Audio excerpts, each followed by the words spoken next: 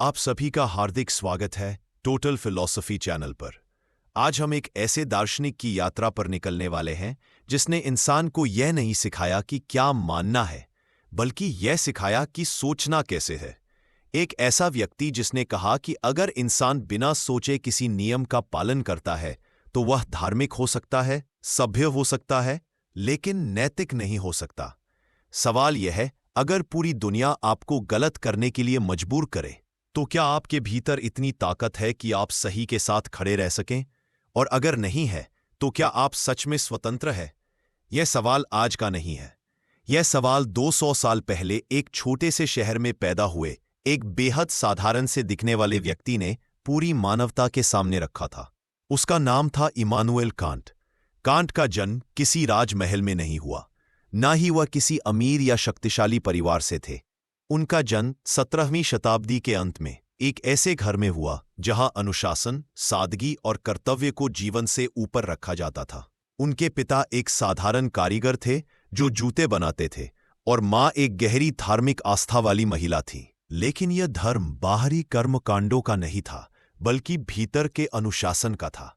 Can't की मां ने उन्हें यह सिखाया कि ईश्वर से डरना नहीं चाहिए, बल्कि अपने विवेक से डरना चाहिए कि कहीं तुम खुद की नजरों में गिर ना जाओ।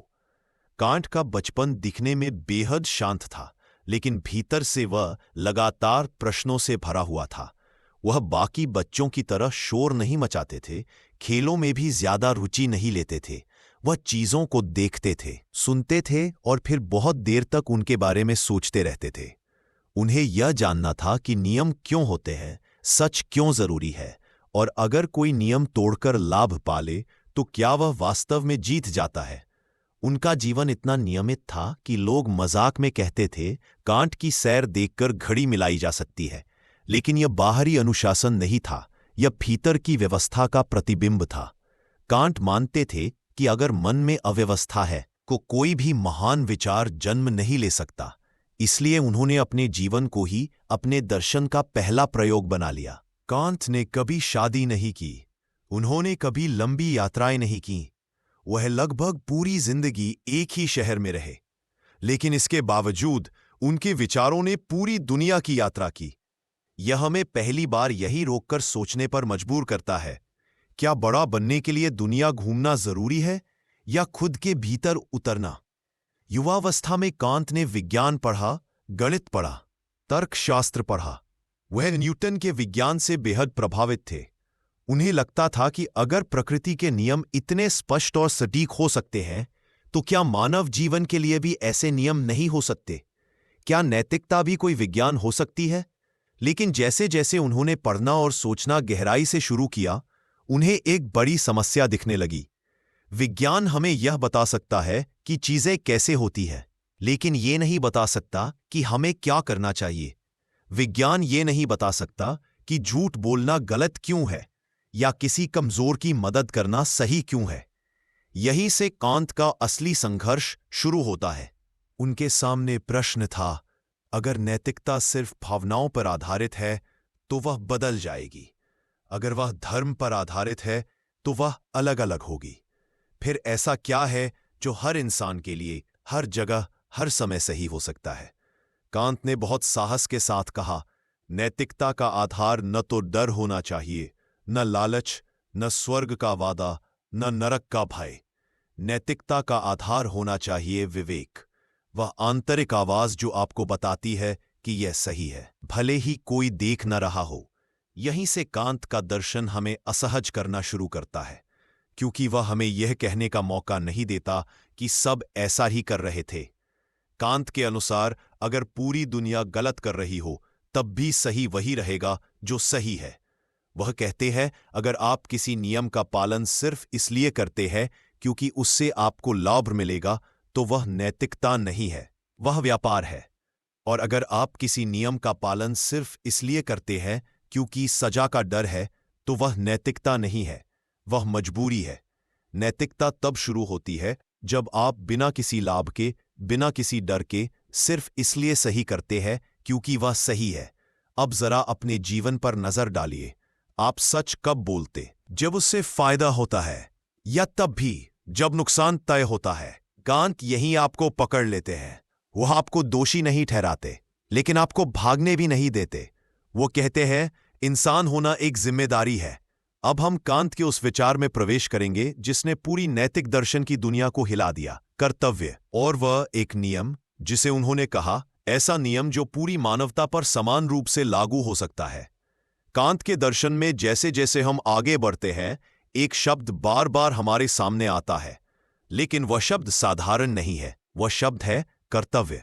आज की दुनिया में कर्तव्य शब्द सुनते ही लोगों को बोझ महसूस होता है, जैसे कोई जबरदस्ती थोपी गई जिम्मेदारी। लेकिन कांट के लिए कर्तव्य बोझ नहीं था, वह इंसान की सबसे बड़ी गरिमा थी। कांट कहते थे कि जब तक इंसान सिर्फ अपनी इच्छाओं से चलता है, तब तक वह जानवरों से ज्यादा अलग नहीं होता। फर्क तब पैदा होता है जब इंसान अपनी इच्छा के विरुद्ध जाकर भी सही को चुनता है। वहीं से नैतिकता शुरू होती है। मान लीजिए आपके पास झूठ बोलने का पूरा अवसर है। कोई आपको पकड़ नहीं सकता, कोई नुकसान नहीं होगा, बल्कि फायदा ही होगा। ऐसे में अगर आप सच बोलते हैं तो कांट के अनुसार वही नैतिक कर्म है, क्योंकि उसमें ना डर है ना लाभ, सिर्फ कर्तव्य है। कांट यहां एक बहुत कठोर बात कहते हैं। अगर आप किसी की मदद इसलिए करते हैं क्योंकि आपको अच्छा लगता है तो वह अच्छी बात है, लेकिन नैतिकता नहीं। अगर आप किसी की मदद इसलिए करते हैं क्योंकि वह आपका अपना है तो वह प्रेम है, लेकिन नैतिकता नहीं। नैतिकता तब है जब आप किसी अजनबी की भी मदद इसलिए करते हैं क्योंकि वह सही है। यह बात सुनकर कई लोग कांट से असहज हो जाते हैं। उन्हें लगता है कि कांट इंसान से भावनाएं छीन लेना चाहते हैं, लेकिन सच इसके उलट है।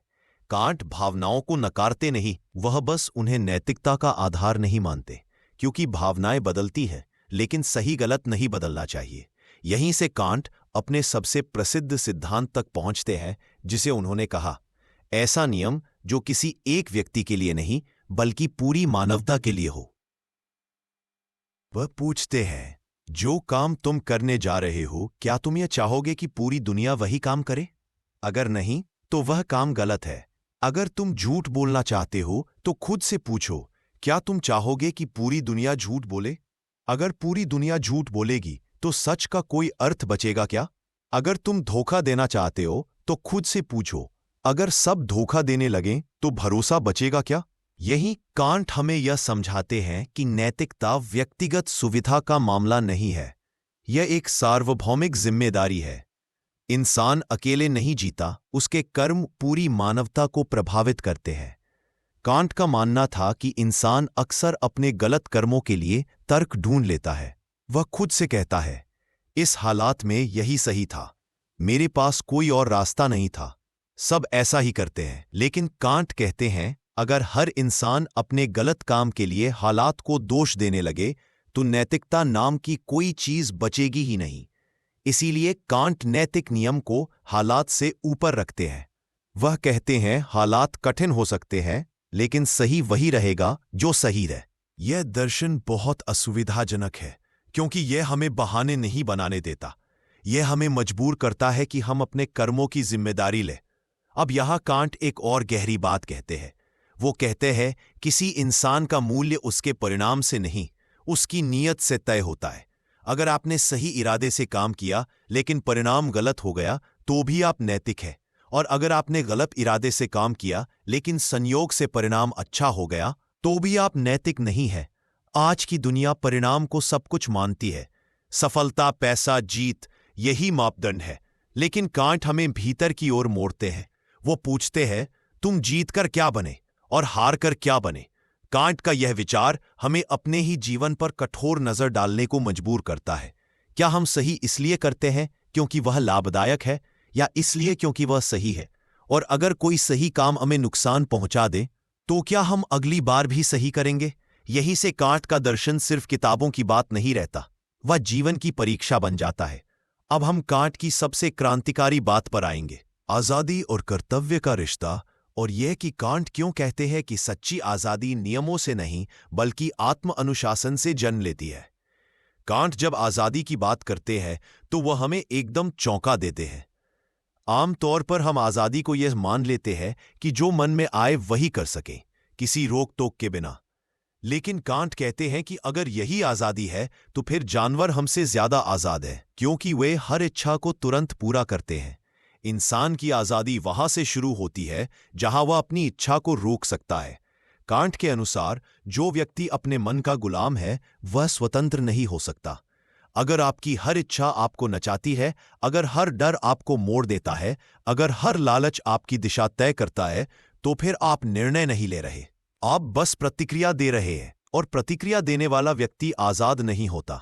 यहीं पर कांट आजादी को कर्तव्य से जोड़ते हैं। वह कहते हैं कि जब इंसान अपने विवेक से बनाए गए नियम का पालन करता है तब वह सच में स्वतंत्र होता है। बाहर से थोपा गया नियम गुलामी है, लेकिन भीतर से स्वीकार किया गया नियम आजादी है। इसे समझने के लिए कांट एक बहुत साधारण उदाहरण देते हैं। मान लीजिए सड़क पर कोई ट्रैफिक नियम नहीं है, हर कोई अपनी मर्जी से गाड़ी चला रहा है। क्या आप इसे आजादी कहेंगे? नहीं, वहां डर होगा, अराजकता होगी और हर कोई दूसरे से टकरा सकता है। नियम वहां आजादी को कम नहीं करते बल्कि संभव बनाते हैं। कांट कहते हैं कि नैतिक नियम भी यही काम करते हैं। वे हमें बांधते नहीं बल्कि हमें खुद से बचाते हैं। अगर इंसान के भीतर कोई नैतिक अनुशासन न हो तो वह खुद का ही शत्रु बन जाता है। यहां कांट एक बहुत गहरी बात कहते हैं। जो व्यक्ति खुद पर शासन नहीं कर सकता वह हमेशा किसी और द्वारा शासित होगा। इसीलिए कांट आजादी को बाहरी व्यवस्था से नहीं, आंतरिक परिपक्वता से जोड़ते हैं। वह मानते हैं कि सच्ची आजादी वही है जहां इंसान अपने निर्णयों की जिम्मेदारी लेने को तैयार हो। कांट का यह विचार उस समय के लिए बहुत क्रांतिकारी था, क्योंकि उस दौर में आजादी का मतलब राजा से मुक्ति, चर्च से मुक्ति या परंपराओं से मुक्ति माना जाता था। लेकिन कांट ने कहा, अगर तुम अपने भीतर गुलाम हो तो बाहर की कोई भी मुक्ति अधूरी है। वह पूछते हैं, अगर तुम सही को जानते हो और फिर भी गलत करते हो तो क्या तुम्हें कोई जंजीर बांध रही है या तुम्हारी अपनी कमजोरी? यहीं से कांट नैतिकता को सम्मान से जोड़ते हैं। वह कहते हैं कि इंसान का सबसे बड़ा सम्मान यही है कि वह अपने विवेक के अनुसार जी सके। जब कोई इंसान डर या लाभ के कारण सही करता है तो उसमें नैतिकता नहीं होती। नैतिकता तब होती है जब इंसान सही इसलिए करता है क्योंकि वह खुद को इतना सम्मान देता है कि गलत नहीं करेगा। कांट इसे आत्मसम्मान कहते हैं, दूसरों की नजरों में नहीं, अपनी नजरों में। आज की दुनिया में यह विचार और भी चुभता है, क्योंकि आज हम अक्सर खुद को दूसरों की स्वीकृति से मापते हैं। लाइक, तारीफ, पद, पैसा। अगर पूरी दुनिया आपको तारीफ नहीं किया लेकिन तुम्हारा विवेक तुम्हें दोषी ठहराए तो तुम सच में क्या हो? कांट के अनुसार नैतिक व्यक्ति वह है जो अकेले में भी वही करता है जो वह सबके सामने करता, क्योंकि उसके भीतर कोई दोहरा जीवन नहीं होता। यहां से कांट हमें सिखाते हैं कि नैतिकता कोई अभिनय नहीं है, यह कोई सामाजिक मुखौटा नहीं है, यह वह है जो आप तब होते हैं जब कोई नहीं देख रहा। कांट का यह विचार इंसान को असहज करता है, क्योंकि यह बहानों की जगह नहीं छोड़ता। यह कहने की जगह नहीं देता कि मजबूरी थी, सब ऐसा ही करते हैं, अगर मैं न करता तो कोई और करता। कांट कहते हैं, अगर हर इंसान यही सोचे तो कोई भी सही नहीं बचेगा। यहीं पर कांट आजादी और जिम्मेदारी को एक कर देते हैं। वह कहते हैं, जितनी ज्यादा आजादी उतनी ज्यादा जिम्मेदारी, और जो जिम्मेदारी से भागता है वह आजादी का हकदार नहीं है। अब जरा अपने जीवन पर सोचिए, कितने निर्णय आप इसलिए लेते हैं क्योंकि मन करता है और कितने इसलिए क्योंकि वह सही है। और अगर आज से आप यह तय कर लें कि हर निर्णय अपने विवेक के सामने रखेंगे तो क्या आपकी जिंदगी अधिक शांत, अधिक स्पष्ट और अधिक गरिमामय नहीं हो जाएगी? कांट का दर्शन हमें कोई आसान रास्ता नहीं देता, लेकिन वह हमें सीधा रास्ता जरूर देता है। अब हम कांट की सबसे कठिन लेकिन सबसे प्रभावशाली कृति की ओर बढ़ेंगे, मानव बुद्धि की सीमाएं। ज्ञान क्या है और कांट क्यों कहते हैं कि कुछ बातें ऐसी हैं जिन्हें जानने की कोशिश हमें भ्रम में डाल देती है।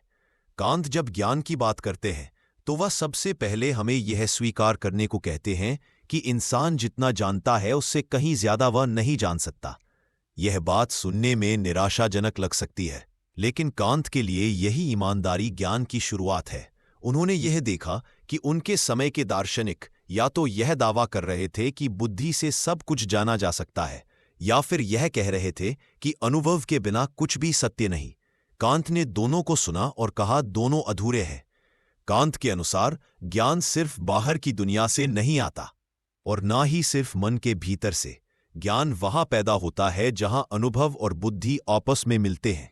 अगर हमारे पास अनुभव न हो तो विचार खाली है, और अगर हमारे पास विचार न हो तो अनुभव अंधा है। लेकिन यहां कांत एक निर्णायक रेखा खींच देते हैं।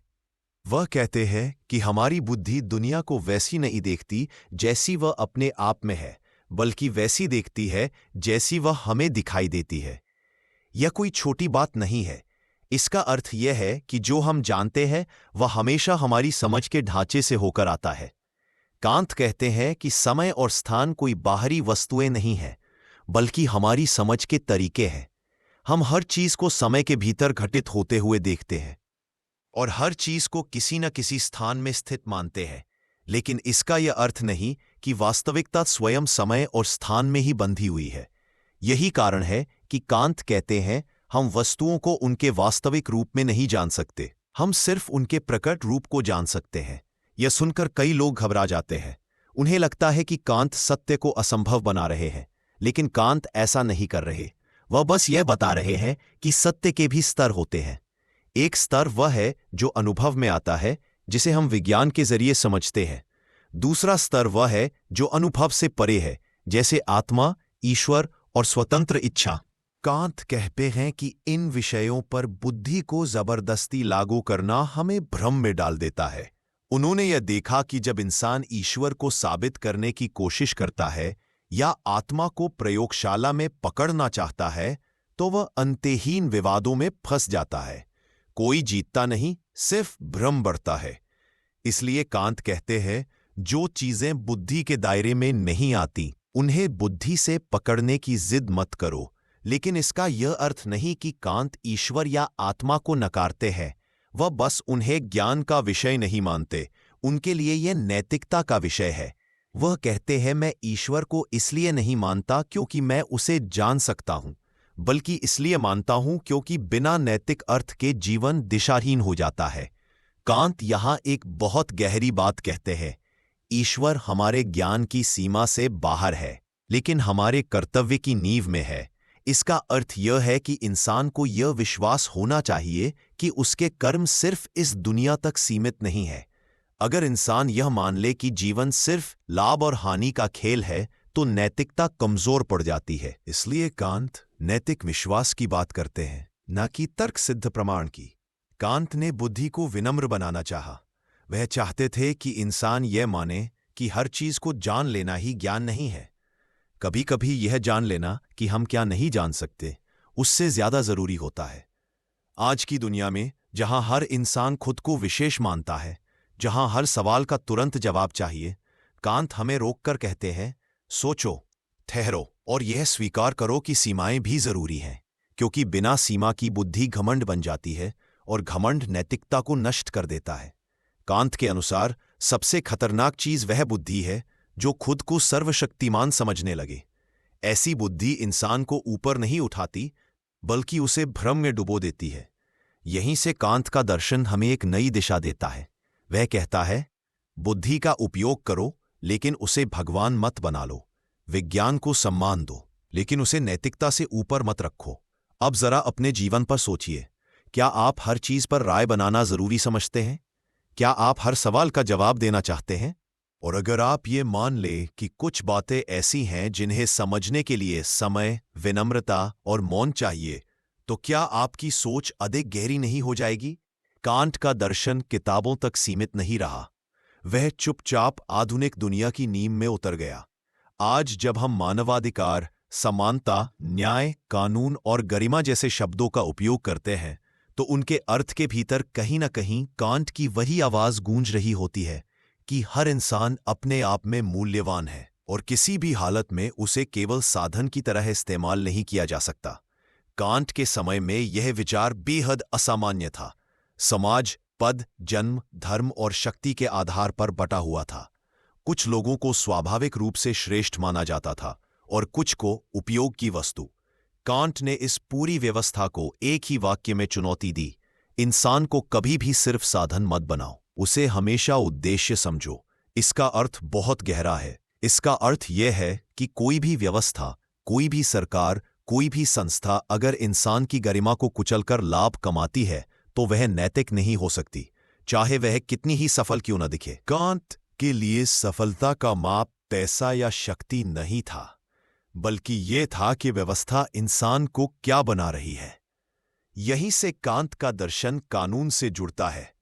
वो कहते थे कि कानून का उद्देश्य लोगों को डराकर नियंत्रित करना नहीं है, बल्कि उन्हें नैतिक रूप से स्वतंत्र बनाना है। एक अच्छा कानून वही है जो इंसान के विवेक के साथ टकराए नहीं, बल्कि उसे मजबूत करे। अगर किसी समाज में कानून और विवेक आमने सामने खड़े हो जाएं, तो उस समाज में या तो विद्रोह पैदा होगा या पाखंड। लोग बाहर से नियम मानेंगे, लेकिन भीतर से उन्हें तोड़ते रहेंगे। कांट कहते हैं यह स्थिति सबसे खतरनाक है, क्योंकि यहां नैतिकता मर जाती है। कांट मानते थे कि राज्य का असली उद्देश्य नैतिक नागरिक पैदा करना है, न कि डरपोक प्रजा। वो कहते थे जहां नागरिक स्वयं जिम्मेदार हों, वहां शासन को कठोर होने की जरूरत नहीं पड़ती, और जहां नागरिक गैर जिम्मेदार हों, वहां कोई भी शासन पर्याप्त नहीं होता। इसी कारण कांट लोकतंत्र को सिर्फ सत्ता की व्यवस्था नहीं मानते थे, बल्कि चरित्र की परीक्षा मानते थे। उनके अनुसार लोकतंत्र तभी सफल हो सकता है जब नागरिक अपने निर्णय विवेक से ले, न कि केवल लाभ, भय या भीड़ के दबाव से। ये विचार आज के समय में और भी तीखा हो जाता है। आज जब राय खरीदी और बेची जाती है, जब भावनाओं को भड़काकर निर्णय करवाए जाते हैं, कांट हमें रोककर पूछते हैं, क्या तुम सोच रहे हो या बस बह रहे हो? कांट की शिक्षा संबंधी सोच भी यहीं से निकलती है। वह कहते थे कि शिक्षा का उद्देश्य केवल कुशल कामगार बनाना नहीं है। अगर शिक्षा इंसान को केवल प्रतिस्पर्धा सिखाती है लेकिन नैतिकता नहीं, तो वह समाज को भीतर से तोड़ देगी। कांट के अनुसार सच्ची शिक्षा वह है जो इंसान को अपने विवेक से प्रश्न पूछना सिखाए, जो ये सिखाए कि आदेश का पालन कब करना है और कब उसे चुनौती देनी है, जो ये समझाए कि आजादी का अर्थ मनमानी नहीं बल्कि जिम्मेदारी है। वह कहते थे जो व्यक्ति सोचने की क्षमता खो देता है, वह सबसे आसानी से नियंत्रित किया जा सकता है। इसलिए शिक्षा का सबसे बड़ा काम है इंसान को आजाद दिमाग देना। यहीं पर कांट का दर्शन आधुनिक मानव अधिकार की जड़ में उतरता है। हर इंसान की गरिमा समान है। यह विचार कोई भावनात्मक नारा नहीं है, यह एक नैतिक निष्कर्ष है। अगर इंसान सिर्फ इंसान होने के कारण मूल्यवान है, तो फिर उसे अपमानित करना, शोषित करना या अनदेखा करना नैतिक अपराध बन जाता है। कांट यह भी कहते हैं कि समानता का अर्थ यह नहीं कि सब एक जैसे हो। समानता का अर्थ यह है कि सबकी नैतिक कीमत समान हो। किसी का पेशा, रंग, भाषा या जन्म उसकी गरिमा तय नहीं करता। यह विचार आज की दुनिया में हमें असहज करता है, क्योंकि हम अक्सर लोगों को उनकी उपयोगिता से तौलते हैं। कौन कितना कमा रहा है, कितना प्रभावशाली है, कितना काम का है। कांट पूछते हैं, अगर इंसान काम का ना रहे तो क्या वह इंसान भी ना रहे? यही कांट का दर्शन हमें झकझोर देता है। वह हमें मजबूर करता है कि हम अपने समाज, अपनी संस्थाओं और अपने निर्णयों को नैतिक तराजू पर रखें। अब जरा खुद से पूछिए, क्या आपकी सफलता किसी और को साधन बनाकर खड़ी हुई है? क्या आपकी सुविधा किसी और की गरिमा पर टिकी है? कांट हमें दोषी ठहराने नहीं आते, वह हमें जिम्मेदार बनाने आते हैं। कांट का पूरा दर्शन अंत में एक ही बिंदु पर ठहरता है, जिम्मेदारी। अपने कर्मों की जिम्मेदारी, अपने इरादों की जिम्मेदारी और सबसे बढ़कर अपने विवेक की जिम्मेदारी। कांट कहते हैं कि इंसान कभी पूर्ण नहीं हो सकता और कभी गलती से बच नहीं सकता, लेकिन उसके पास हर क्षण यह क्षमता होती है कि वह सही और गलत में अंतर समझ सके, और यही क्षमता उसे नैतिक बनाती है। कांट का जीवन किसी इनाम की दौड़ नहीं था, यह लगातार परीक्षा थी। हर निर्णय, हर इरादा, हर कर्म। जब आप किसी का नुकसान न करने का निर्णय लेते हैं, जबकि उससे आपको लाभ मिल सकता था, जब आप सच बोलते हैं जबकि झूठ आपको बचा सकता था, जब आप सही का साथ देते हैं जबकि चुप रहना आसान था, तभी आप कांट के अनुसार सच में मानव बनते हैं। कांट ने कभी यह नहीं पूछा कि तुम कितने खुश हो, उन्होंने पूछा क्या तुम सही हो। खुशी क्षणिक हो सकती है, लेकिन नैतिकता स्थायी होती है। खुशी हालात से बदलती है, लेकिन कर्तव्य विवेक से जन्म लेता है। यही कारण है कि कांत का दर्शन आरामदेह नहीं है। यह आपको सहलाता नहीं, बल्कि चुनौती देता है। कांत हमें बार बार याद दिलाते हैं कि दुनिया में बहुत कुछ भ्रम में है। सफलता, लोकप्रियता, लाभ, दबदबा, ये सभी मापदंड हैं, लेकिन नैतिक मूल्य नहीं। सही वही है जो विवेक और कर्तव्य से जन्म लेता है। और यही विचार हमें असहज करता है, क्योंकि वह हमें बहाने नहीं बनाने देते। कांत के अनुसार अगर पूरी दुनिया गलत कर रही हो, तो भी सही वही रहेगा जो सही है। बहुमत नैतिकता तय नहीं करता, विवेक करता है। और यही विवेक हमें स्वतंत्र बनाता है। आजादी का अर्थ मनमानी करना नहीं, बल्कि अपने निर्णयों की जिम्मेदारी लेना है। अब आपके सामने कांत का अंतिम सबसे बड़ा प्रश्न है। अगर आज से आपके जीवन का हर निर्णय इस एक प्रश्न से गुजरने लगे, क्या मैं चाहूंगा कि पूरी दुनिया यही करे, तो आपकी जिंदगी, आपके रिश्ते और आपका चरित्र कितना बदल जाएगा? यह सवाल आसान नहीं है। यह हमें लगातार सोचने पर मजबूर करता है। यह हमें हमारे निर्णयों की गहराई, हमारे इरादों की सच्चाई और हमारे विवेक की परीक्षा देता है। यही कांत का उपहार है। कोई उत्तर नहीं, केवल जिम्मेदारी और जागरूकता। अगर यह ऑडियो बुक आपको सोचने पर मजबूर कर पाई हो, अगर कांत का यह दर्शन आपके भीतर किसी हलचल, किसी सवाल, किसी चुनौती को जन्म दे पाया हो, तो इस वीडियो को लाइक कीजिए, इसे उन लोगों के साथ शेयर कीजिए जो सोचने से डरते नहीं हैं, और हमारे YouTube चैनल टोटल फिलॉसफी को सब्सक्राइब कीजिए। साथ ही हमारे WhatsApp चैनल से भी जुड़िए, जिसकी लिंक आपको चैनल के बायो और वीडियो के विवरण में मिल जाएगी, ताकि दर्शन की ऐसी ही गहरी यात्राएं आपके जीवन का हिस्सा बनी रहे। यही था इमैनुअल कांत, एक ऐसा दार्शनिक जिसने दुनिया को यह नहीं सिखाया कि क्या सोचना है, बल्कि यह सिखाया कि सोचना कितना जिम्मेदार काम है, और हर सही कर्म की नींव आपके स्वयं के विवेक में है।